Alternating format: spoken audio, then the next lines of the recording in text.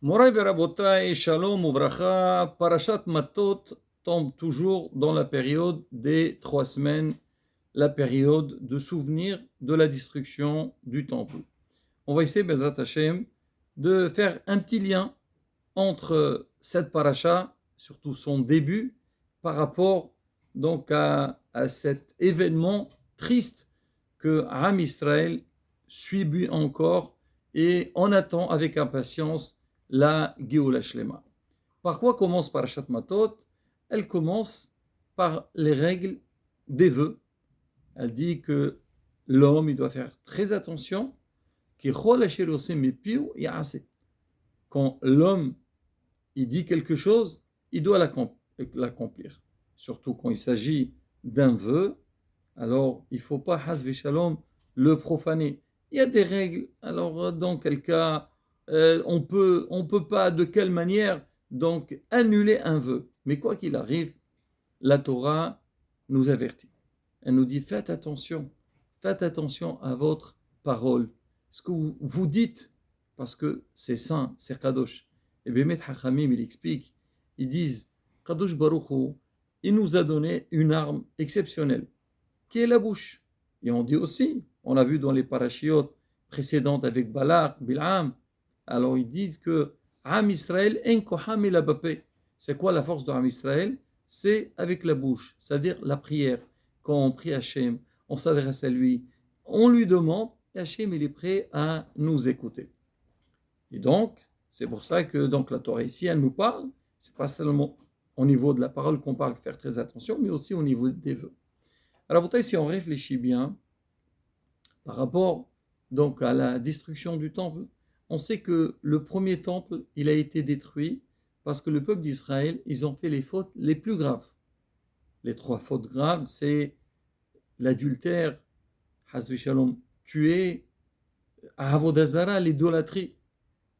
Et le deuxième temple a été détruit parce que Am Israël n'ont pas fait attention à leur bouche. Ils ont fait ce qu'on appelle le Lashon Hara. Regardez Rabotai. Le premier temple, donc on a fait les fautes les plus graves. 70 ans plus tard, Baruch Hashem, le deuxième a été reconstruit. Le deuxième Beth Amikdash, on a fait cette faute de la Shonara, la médisance. Maintenant, ça fait presque 2000 ans qui sont passés et on ne l'a pas encore mérité. Pour dire que combien on doit faire attention à ce qu'on sort de notre bouche. Il faut savoir utiliser sa bouche, l'utiliser pour les bonnes choses et ne pas l'utiliser hasbi shalom pour les choses qui sont mauvaises. Une fois, j'ai fait un cours, j'ai parlé de ça, il m'a dit, écoutez, si vous pensez que le Mashiach va venir, que la reconstruction du Beth Amikdash, elle va être liée avec nos paroles, avec ce qu'on dit, le Lashon Hara, là, c'est pas du tout évident. Certes, c'est pas évident, mais il y a un travail à faire. Dans tout, Rabotai, tout le monde sait combien de fois on est confronté à des problèmes. Et des fois, on a des obligations. On a été habitué à faire certaines choses. Malheureusement, on a vu qu'il y a eu des problèmes suite à notre mauvaise conduite. On prend le sang et on dit, dans l'avenir, on doit faire des efforts. Peut-être c'est un peu difficile au début, mais Baruch Hashem, avec le temps, on arrive à surmonter et, comme on dit, on se tient à carreau et on fait ce qu'il faut faire. Maintenant, Rabotai, alors, il faut savoir, si on veut travailler sur le Lashon Hara, sur les mauvaises paroles, bien sûr, ça ne vient pas avec un petit cours ou un petit conseil. Il y a tout un travail qui doit se faire. Il faut étudier, connaître la gravité donc, de cette mauvaise mida, l'importance de celui qui fait attention à sa bouche. Et là, ça peut, donc, comme on dit, nous pousser à bien faire. Mais quand même, Hachamim, il nous donne une très bonne solution, un bon moyen. Si on arrive à l'utiliser, on verra qu'avec le temps, c'est faisable. Maintenant, pour expliquer ce moyen, je voudrais raconter une petite histoire très intéressante. C'est une histoire qui s'est passée à la jungle. Un jour, le roi lion, il a compris qu'il se conduisait très mal avec son entourage. avec les autres animaux. Et quelque part, et il a décidé, il a dit, moi j'ai envie d'être, comme on dit, humain. Malheureusement, l'homme, des fois, il arrive à des stades qu'il est pire que l'animal, pire que les bêtes sauvages.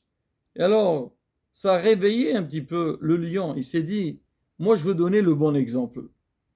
Et il a décidé, il a dit, moi, ça y est maintenant, je ne toucherai aucun animal si il n'a pas fait une faute. Mais si il fait la moindre bêtise, là, c'est mon droit, je peux le dévorer sans problème.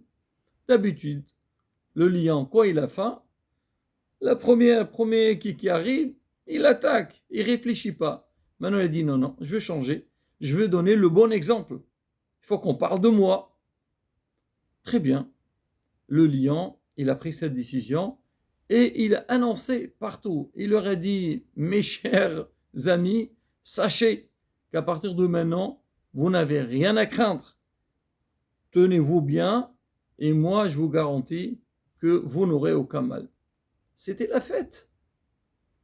Les jours passent et le lion, il cherche quoi manger.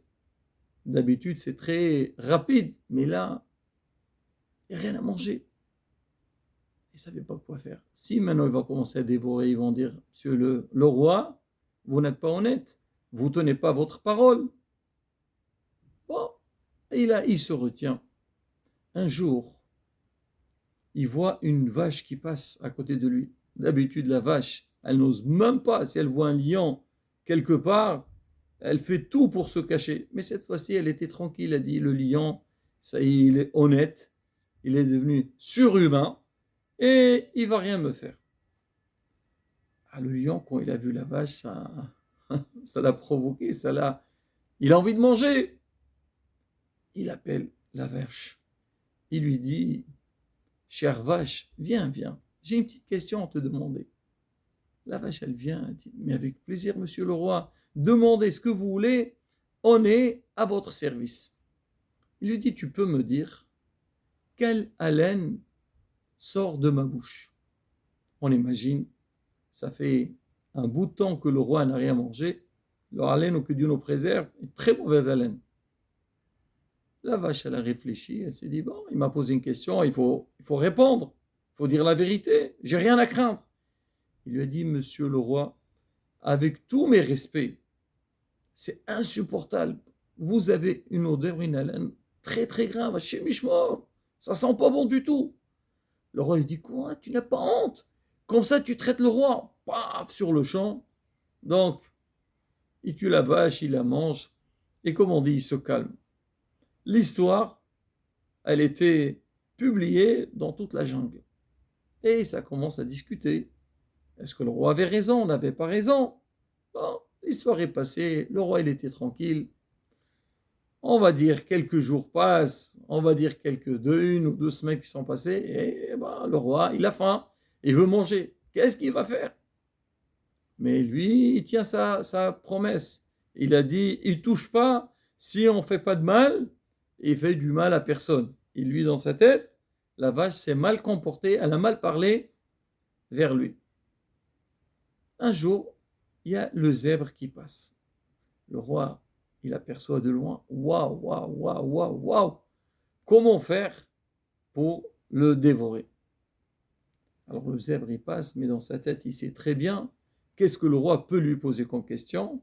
Il a pris le sang, il a dit, ah, je ne veux pas faire la même bêtise. Jamais je parlerai du mal sur le roi. Alors le roi, il appelle, il dit, cher zèbre, tu peux t'approcher s'il te plaît? Il vient, il lui dit, moi, tu peux me dire quelle haleine sort de ma bouche? Sur le champ, il dit, monsieur le roi, vous, c'est du parfum qui sort de votre bouche. Vous êtes le roi lion. Le lion appelle, il entend ça, paf, il le donne un coup, il le dévore. Tu n'as pas honte? Tu mens comme ça? Bon, il a mangé, il s'est rassasié. Tout le monde était au courant. La vache, elle a dit la vérité, elle a été dévorée. Le zèbre a dit, il n'a pas dit la vérité, il a été dévoré. Maintenant, comment faire avec le roi? On va dire quelques jours sont passés, et là, le roi, il a encore faim, il ne sait pas quoi faire. Et qui passe à côté du roi? Le renard. Vous connaissez le renard? Le roi, il appelle, renard, renard, viens, j'ai besoin de tes conseils. S'il te plaît, est-ce que tu peux m'aider? Le renard, il n'a pas peur, il avance, s'approche. Oui, monsieur le roi, je suis à votre service. Qu'est-ce que vous voulez? Dites-moi. Il lui dit, s'il te plaît, tu peux me dire quelle haleine sort de ma bouche? Le renard réfléchit un petit peu, il lui dit, monsieur le roi, vraiment désolé, vous savez, hier il a plu et je suis enrhumé, j'arrive plus à sentir. Excusez-moi, je ne peux pas vous répondre. Et donc, il a laissé tranquille. On dit à la bataille, ça c'est l'arme que chacun il doit utiliser pour pouvoir maîtriser ce problème de la chanara. Parler du mal sur les autres, colporter, c'est comme on dit, le silence. J'ai pas trouvé mieux pour le corps que le silence. Et c'est ça la maîtrise de soi. Si on veut vraiment arriver à respecter ce problème qui n'est pas du tout évident, il faut savoir faire très attention. Avant de parler, bien réfléchir. Beaucoup de fois, on parle, on croit qu'on va bien faire. Non, non, triste-toi. Tu veux parler? Vas-y, tu peux étudier, tu peux faire tes lignes, tu peux... Des belles paroles. Mais si tu sens que, hasvé shalom, tu es tenté à parler du mal, alors maîtrise-toi, calme-toi et tu vas voir que ça va passer. Et la beauté, c'est un très bon exercice. Celui qui prend l'habitude de ne pas parler quand il ne faut pas parler, la Bezat Hashem, il pourra surmonter ça sans aucun problème. Surtout la bataille, dans cette période, on attend avec impatience la reconstruction de Beth Amikdash. Hashem attend nos filotes, attend nos prières, mais aussi attend nos efforts pour qu'on puisse nous maîtriser, faire attention à ne pas parler du mal sur les autres, et Bezat Hashem, on aura la Gioula Shlema et tout ce qu'on a besoin. Amen. Kene Ratzon.